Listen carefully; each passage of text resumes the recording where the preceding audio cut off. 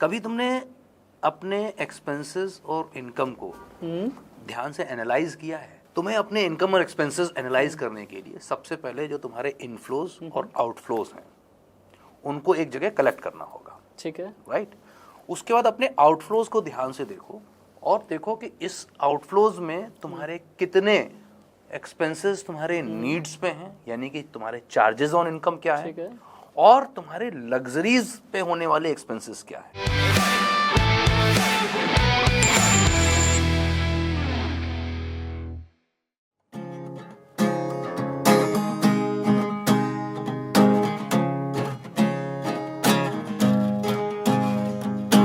आमदनी अठन्नी खर्चा रुपया, आमदनी अठन्नी खर्चा रुपया, है यही सबकी टेंशन। लाइफ लंबी छोटी पेंशन, अब कैसे गुजारा हो भैया। आमदनी अठन्नी खर्चा रुपया, आमदनी अठन्नी खर्चा रुपया। अरे क्या हो गया? क्यों उजड़ा चमन बने घूम रहे हो? कहाँ गई चेहरे की मुस्कान तुम्हारी? अरे सर क्या ही बताऊं, इतने सारे खर्चे हो रहे हैं। अभी नई नई शादी हुई है, आप तो समझ ही सकते हैं। खर्चे रुकने का नाम नहीं ले रहे हैं। अब समझ ही नहीं आता क्या कमाऊं और क्या ही बचाऊं। क्यों? अभी तो तुम्हारा प्रमोशन हुआ था, अच्छी खासी सैलरी हाइक भी मिली थी, फिर भी परेशान हो? सर खर्चे भी तो उसी तरीके से ऊपर गए हैं। खर्चे तो ऊपर गए हैं, लेकिन मुझे लगता है अभी भी तुमने पैसे की आवाज़ ध्यान से सुनी नहीं है। पैसे की आवाज़? Yes. इसमें भी बोलती है? बिल्कुल बोलती है। क्या बोलती है अब इसमें पैसे की आवाज़? मैं बताता हूँ। कभी तुमने अपने एक्सपेंसेस और इनकम को ध्यान से एनालाइज किया है? Sir analyse? हाँ। सर मैं इतना ज़्यादा नौकरी और म्यूज़िक आना के शूट्स में बिजी रहता हूँ कि अगर मैं एनालाइज करना भी चाहूँ ना तो भी कैसे करूँ मुझे नहीं समझ आता है। चलो मैं तुम्हारी थोड़ी मदद करता हूँ। तुम्हें अपने इनकम और एक्सपेंसेस एनालाइज करने के लिए सबसे पहले जो तुम्हारे इनफ्लोज और आउटफ्लोज हैं उनको एक जगह कलेक्ट करना होगा। ठीक है। राइट। उसके बाद अपने आउटफ्लोज को ध्यान से देखो और देखो कि इस आउटफ्लोज में तुम्हारे कितने एक्सपेंसेस तुम्हारे नीड्स पे हैं, यानी कि तुम्हारे चार्जेस ऑन इनकम क्या है, ठीक है। और तुम्हारे लग्जरीज पे होने वाले एक्सपेंसेस क्या है। ठीक। राइट। अब अगर तुमको ध्यान बताऊं मैं कि चार्जेस ऑन इनकम किसको कहते हैं, जैसे तुम्हारा मंथली रेंट है, ठीक। तुम्हारा पेट्रोल है, तुम्हारे हाउस होल्ड एक्सपेंसेस हैं, या तुम्हारे ग्रोसरीज के एक्सपेंसेस हैं, तुम्हारी यूटिलिटी बिल्स हैं। इस तरह के एक्सपेंसेस को हम कहते हैं नीड्स, डेली लाइफ की नीड्स या चार्जेस ऑन इनकम।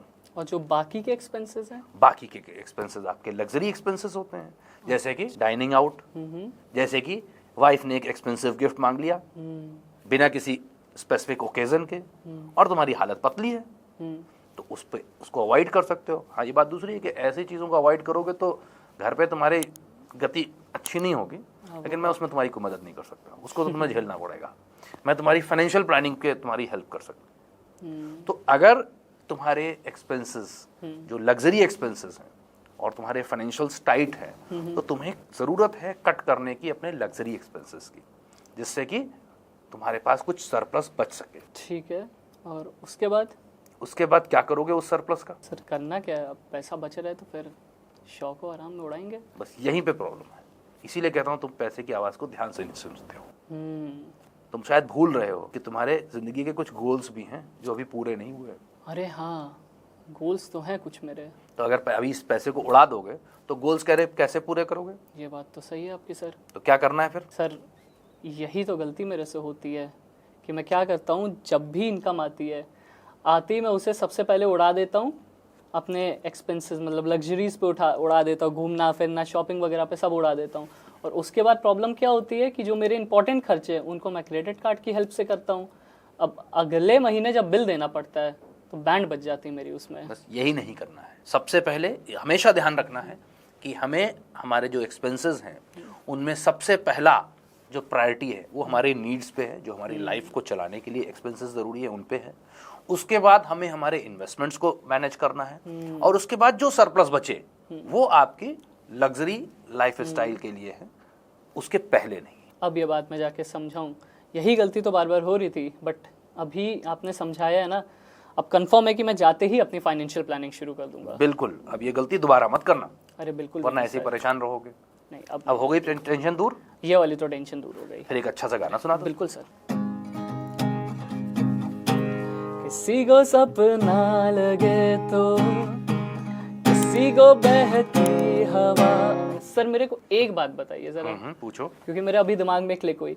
अगले हफ्ते मेरा आ रहा है एनुअल बोनस, ओके। और मुझे ये टेंशन है कि वो उड़ जाएगा मेरे हाथों से। नहीं बिल्कुल नहीं, उसको उड़ाना क्यों है? तुम्हारे पास इतने सारे गोल्स तुम्हारे अधूरे पड़े हैं, उसको ईयर मार्क करके कहीं अच्छी जगह इन्वेस्ट कर दो। इन्वेस्ट कर दूं? कहाँ पे इन्वेस्ट कर दूं? वो मैं बता दूंगा, ठीक। लेकिन उसके पहले मुझे मेरे 2 सवालों का जवाब दो। बताइए। ये जो इन्वेस्ट करोगे ये कितने समय के लिए करना चाहोगे? समय का इशू नहीं है सर, 10-12 साल प्लान है। कर सकते हो। और तुम्हारा रिस्क प्रोफाइल क्या है? रिस्क प्रोफाइल, ये क्या होता है? मतलब इस जो इन्वेस्टमेंट करोगे इस इन्वेस्टमेंट पे कितना रिस्क लेना चाहोगे? सर इसका आइडिया नहीं है मुझे, और ये मैं जाके पूछूं भी किससे? मुझसे। अच्छा, मैं हूं ना, मैं बताइए। बताता हूं।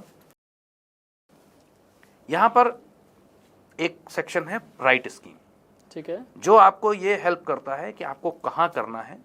अगर आप उसको 2 चीजें बताओ, पहला कितने समय के लिए करना है, और दूसरा आपका रिस्क प्रोफाइल क्या है। ठीक है। अब जैसे तुमने कहा कि तुम्हें तुम्हारा रिस्क प्रोफाइल नहीं पता, बिल्कुल। तो उसका भी सोल्यूशन यहीं पे है। यहाँ एक सेक्शन है नो योर रिस्क प्रोफाइल। ठीक। जैसे ही तुम इस पे क्लिक करते हो, कुछ सवाल तुम्हारे सामने आते हैं। अगर इन सवालों का ईमानदारी से जवाब दोगे तो ये प्लेटफॉर्म तुम्हें ये बता देगा कि तुम्हारा रिस्क प्रोफाइल क्या है। दिखाता हूं मैं। दिखाइए। जैसे कि 4 क्वेश्चंस हैं, इसका तुमने अपने लिए जो सूटेबल आंसर है वो दिया, उसके बाद तुमने क्लिक किया नेक्स्ट पे, देखो इसने बता दिया तुम्हारा रिस्क प्रोफाइल। अब इसके बाद अब तुम्हें कहाँ करना है ये जानना है। हाँ। तो प्रोसीड करते हैं। ठीक। तुमने कहा तुम्हारा इन्वेस्टमेंट होराइजन है 10 से 12 साल, वो सेलेक्ट कर लिया। ठीक है। जो तुम्हारा रिस्क प्रोफाइल निकल करके आया वो आया था मॉडरेट, वो सेलेक्ट कर लिया। ठीक। कंटिन्यू किया, ये देखो पूरी रिकमेंडेड लिस्ट आ गई। अब चाहो तो इन सब में कर दो, और चाहो तो इनमें से कुछ सेलेक्ट करके उनमें कर दो। फॉर एग्जाम्पल हम कहते हैं हमने कम स्कीम लेते हैं, 2 जगह करते हैं, ठीक है। बाकी हमने डिलीट कर दिया यहाँ से। ठीक। कंटिन्यू करते हैं, कंटिन्यू करने के बाद वापस वही पेज आ जाता है। अपना प्रोफाइल सेलेक्ट करो, अमाउंट सेलेक्ट करो। सपोज तुम्हारा एग्जाम्पल के तौर पे 50-50 हज़ार रुपए 2 जगह करना है, यानी 1 लाख रुपए का बोनस तुमको इन्वेस्ट करना है। तो 50,000 एक स्कीम में कर दिया, 50,000 दूसरी स्कीम में कर दिया। ठीक है। कंटिन्यू किया, तुम्हारी इन्वेस्टमेंट कार्ट आ गई। ठीक। जैसे ही कंटिन्यू करोगे तुमसे ये पूछेगा कि तुम किस तरह से पेमेंट करना चाहोगे, यानी कि सेलेक्ट योर पेमेंट मोड। अगर तुमने फॉर एग्जांपल सेलेक्ट किया नेट बैंकिंग, अपना बैंक सेलेक्ट करो, 2 ऑप्शन आ जाएंगे, इमीडिएट पेमेंट या लिंक ऑन ईमेल, जो भी ऑप्शन चाहो ऑर्डर करोगे, ये तुमको तुम्हारे बैंकिंग पेज पे ले जाएगा, वहां से जाकर के तुम पेमेंट कर दो और हो गया तुम्हारा इन्वेस्टमेंट। ये देखो ऑर्डर ये प्लेस। तो सर बहुत आसान निकला। बिल्कुल सिंपल। सर एक बात कहनी पड़ेगी, जब भी आप आते हैं मेरी टेंशन जरूर दूर करके जाते हैं। बिल्कुल, मुझे तुम्हारी आवाज़ इतनी अच्छी लगती है, इसीलिए मैं जैसे ही तुम्हारी आवाज़ सुनता हूँ मैं चला आता हूँ। चलिए सर, फिर गाना मैं एक और सुना देता हूँ हाँ, आपको। लेकिन अब तुम पैसे की आवाज़ को ध्यान से सुनना शुरू करो, जिससे कि ये तुम्हें दुख वाले गाने ना गाने पड़े, हमेशा हैप्पी सॉन्ग गाओ। हाँ, टेंशन तो हो जाती है सर। राइट, तो सुना दो एक अच्छा सा सॉन्ग इसी बात पे।